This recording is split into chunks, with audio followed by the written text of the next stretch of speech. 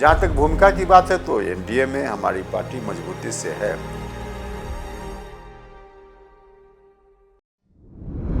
मिट्टी से उठा जो शख्स आसमान को छू लेता है, वो अपनी मंजिल खुद बनाता, किस्मत को भी झुका लेता है। संघर्षों की राहों में जो डटकर खड़ा रहे, इतिहास उसी का नाम सदियों तक याद रखे। 6 फरवरी 1960 वैशाली जिले के एक साधारण मध्यम वर्गीय परिवार में एक ऐसे बालक का जन्म हुआ जिसने आगे चलकर बिहार की राजनीति में अपनी अमिट छाप छोड़ी। पिता मुनेश्वर सिंह और माता मुनेश्वरी देवी के घर पले बढ़े उपेंद्र कुशवाहा की कहानी संघर्ष, दृढ़ संकल्प और अदम्य साहस की मिसाल है। पटना साइंस कॉलेज से स्नातक और BR अंबेडकर बिहार विश्वविद्यालय मुजफ्फरपुर से राजनीति विज्ञान में स्नातकोत्तर की डिग्री हासिल करने के बाद उपेंद्र ने समता कॉलेज में राजनीति विज्ञान के प्रोफेसर के रूप में अपना करियर शुरू किया। लेकिन उनकी नियति ने उन्हें एक बड़े मंच पर बुला लिया, जनसेवा और राजनीति का मंच। उपेंद्र कुशवाहा की राजनीतिक यात्रा की नींव बिहार के 2 महान समाजवादी नेताओं कर्पूरी ठाकुर और जयप्रकाश नारायण के साथ काम करने से पड़ी। उनके पिता मुनेश्वर सिंह कर्पूरी ठाकुर के करीबी सहयोगी थे और उन्होंने अपने पुत्र को स्नातक के दिनों में ही कर्पूरी के साथ राजनीतिक कार्यकर्ता के रूप में काम करने का अवसर दिया। यहीं से शुरू हुई एक ऐसी यात्रा जो 1990 के दशक के अन्य महत्वपूर्ण नेताओं नीतीश कुमार, लालू प्रसाद यादव और रामविलास पासवान के समानांतर चली। सभी की समाजवादी विचारधारा में गहरी आस्था थी और समाज के वंचित वर्गों के उत्थान का संकल्प था। दिलचस्प बात यह है कि कुशवाहा उपनाम भी स्वयं नीतीश कुमार ने दिया था।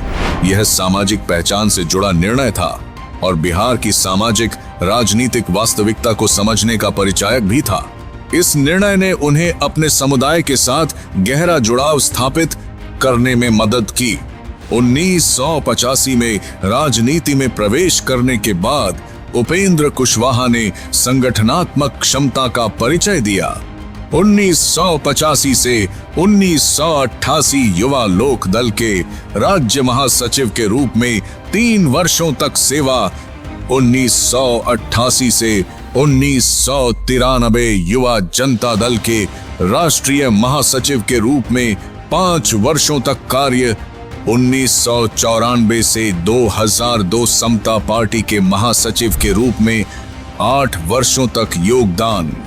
इन वर्षों में उन्होंने पार्टी संगठन को मजबूत करने, जमीनी कार्यकर्ताओं को प्रशिक्षित करने और युवाओं को राजनीति से जोड़ने का महत्वपूर्ण कार्य किया।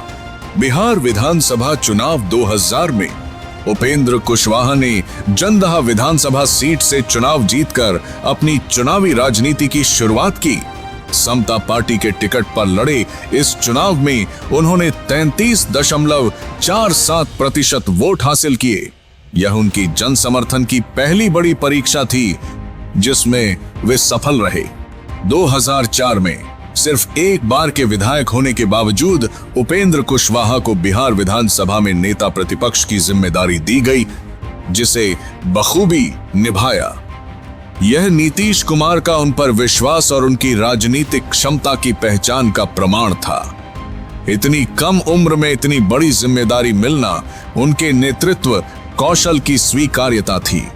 3 मार्च 2013 को गांधी मैदान में एक विशाल रैली में उन्होंने राष्ट्रीय लोक समता पार्टी RLSP की स्थापना की।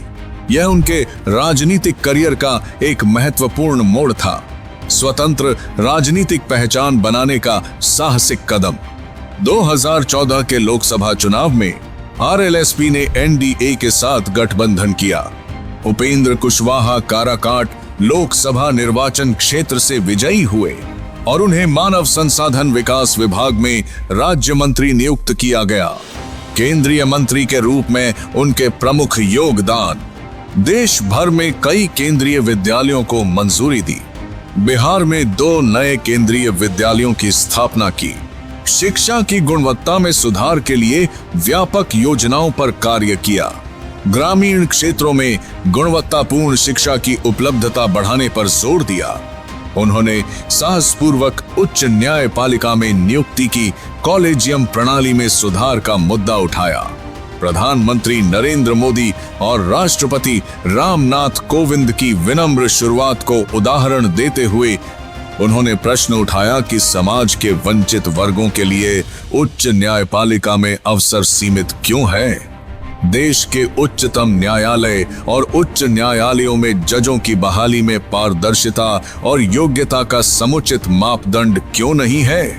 2016 में केंद्रीय मानव संसाधन विकास मंत्री के रूप में कुशवाहा ने अन्य पिछड़ा वर्गों के लिए निजी क्षेत्र में आरक्षण पर प्रगतिशील विचार व्यक्त किए।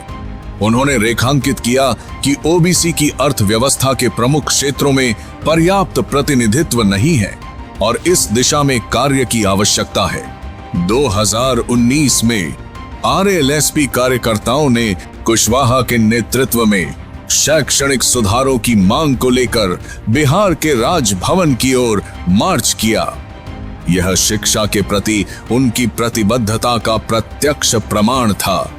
2020 से 21 में आरएलएसपी ने कृषि बिलों के खिलाफ किसान चौपालों का व्यापक आयोजन किया। ये गांव स्तरीय सम्मेलन किसानों को कृषि कानूनों के प्रावधानों के बारे में जागरूक करने के उद्देश्य से थे। छोटे किसानों के हितों की रक्षा के लिए उनका यह प्रयास उनकी जनसेवा की भावना का परिचायक था। कुशवाहा राज्य में विभिन्न जाति समूहों की आबादी की गणना के लिए बिहार सरकार की परियोजना के उत्साही समर्थक रहे। 1931 के बाद ऐसा पहला बड़े पैमाने पर अभ्यास था और उन्होंने इसे सामाजिक न्याय की दिशा में महत्वपूर्ण कदम बताया। 2023 में उपेंद्र कुशवाहा ने राष्ट्रीय लोक मोर्चा, पूर्व में राष्ट्रीय लोक जनता दल नामक नई पार्टी का गठन किया। यह पार्टी उनके विश्वसनीय सहयोगियों और महात्मा फुले समता परिषद के सदस्यों के साथ मिलकर बनाई गई।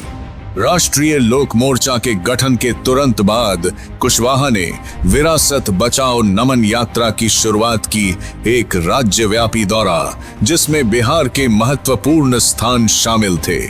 यात्रा के प्रमुख पड़ाव: पश्चिम चंपारण के भितिहरवा गांव से शुरुआत, मुजफ्फरपुर, सीतामढ़ी, बाजपट्टी, मधुबनी, अररिया, मधेपुरा, समस्तीपुर और सारण जिले। इस यात्रा का उद्देश्य जमीनी स्तर के कार्यकर्ताओं से जुड़ना और जनता की समस्याओं को समझना था। 21 अगस्त 2024 को एनडीए ने उपेंद्र कुशवाहा को राज्यसभा उपचुनाव के लिए नामित किया। उनके नामांकन में बिहार के मुख्यमंत्री नीतीश कुमार और उप मुख्यमंत्री सम्राट चौधरी ने भाग लिया। यह उनकी स्वीकार्यता का प्रतीक था। 27 अगस्त 2024 को उपेंद्र कुशवाहा निर्विरोध राज्यसभा के लिए चुने गए। यह उनके राजनीतिक करियर में एक नया मील का पत्थर था। राष्ट्रीय जनतांत्रिक गठबंधन की सीट बंटवारे की व्यवस्था में राष्ट्रीय लोक मोर्चा को 6 सीटें दी गईं। 4 सीटों पर विजय प्राप्त करना एक नई पार्टी के लिए उल्लेखनीय उपलब्धि थी। विशेष उपलब्धि: सासाराम विधानसभा क्षेत्र से स्नेहलता कुशवाहा की जीत पार्टी और परिवार दोनों के लिए गौरव का क्षण था। उपेंद्र कुशवाहा और नीतीश कुमार का रिश्ता बिहार की राजनीति में सबसे महत्वपूर्ण राजनीतिक साझेदारियों में से एक है। अपने शुरुआती राजनीतिक करियर में कुशवाहा नीतीश कुमार के विश्वास पात्र थे।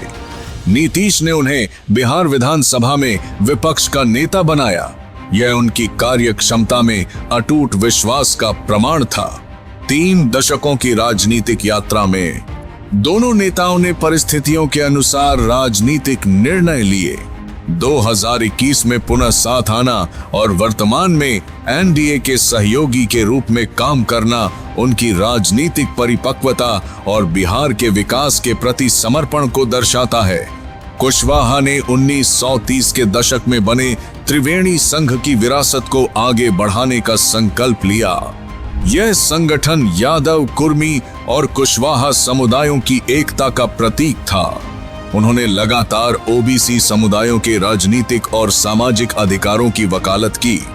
उनका मानना है कि समाज के सभी वर्गों को समान अवसर मिलने चाहिए और किसी भी समुदाय को हाशिए पर नहीं रहना चाहिए। वैशाली जिला अंतर्गत महन्नार प्रखंड के जावज गांव के एक साधारण परिवार से निकलकर विधानसभा, राज्यसभा, लोकसभा सदस्य और केंद्रीय मंत्री बनने तक की उपेंद्र कुशवाहा की यात्रा अत्यंत प्रेरणादायक है। उन्होंने साबित किया कि दृढ़ संकल्प, कड़ी मेहनत और जन सेवा की भावना से कोई भी व्यक्ति सफलता की बुलंदियों को छू सकता है। एक प्रोफेसर से राजनेता बनने के बावजूद उन्होंने कभी शिक्षा और सामाजिक सुधार के प्रति अपनी प्रतिबद्धता नहीं छोड़ी। केंद्रीय मंत्री के रूप में उनके द्वारा किए गए कार्य इसके प्रमाण हैं। 65 वर्ष की उम्र में भी कुशवाहा बिहार की राजनीति में सक्रिय और प्रासंगिक हैं। राष्ट्रीय लोक मोर्चा के अध्यक्ष और एनडीए के महत्वपूर्ण सहयोगी के रूप में वे बिहार के विकास में अपना योगदान जारी रखे हुए हैं। उपेंद्र कुशवाहा की जीवनी हमें सिखाती है, संघर्ष से कभी मत घबराओ, हर चुनौती एक नया अवसर है। शिक्षा है सबसे बड़ा हथियार, ज्ञान से ही समाज बदलता है। जन सेवा है सच्ची राजनीति, जनता की सेवा ही असली उद्देश्य है। अपनी जड़ों को मत भूलो, अपने समुदाय और समाज के प्रति जिम्मेदारी, राजनीतिक लचीलापन, परिस्थितियों के अनुसार निर्णय लेना। राजनीति सिर्फ सत्ता की खोज नहीं, जन सेवा का माध्यम है। जो जनता के दुख दर्द को समझे वही सच्चा नेता है। संघर्ष की राहों में चलकर जो मंजिल तक पहुंचे उसकी कहानी प्रेरणा बने और इतिहास में अमर रहे। उपेंद्र कुशवाहा की कहानी बिहार की राजनीति का एक महत्वपूर्ण अध्याय है। एक साधारण परिवार से निकलकर राष्ट्रीय राजनीति में अपनी पहचान बनाना, शिक्षा और सामाजिक सुधार के लिए काम करना और लगातार जनसेवा में लगे रहना, यही उनकी सच्ची विरासत है। आने वाली पीढ़ियां उनसे यह सीखेंगी कि कैसे संघर्षों से जूझते हुए अपने सपनों को साकार किया जा सकता है, कैसे शिक्षा और राजनीति दोनों को मिलाकर समाज में सकारात्मक बदलाव लाया जा सकता है। उपेंद्र कुशवाहा का सफर जारी है और उनकी कहानी अभी पूरी नहीं हुई है।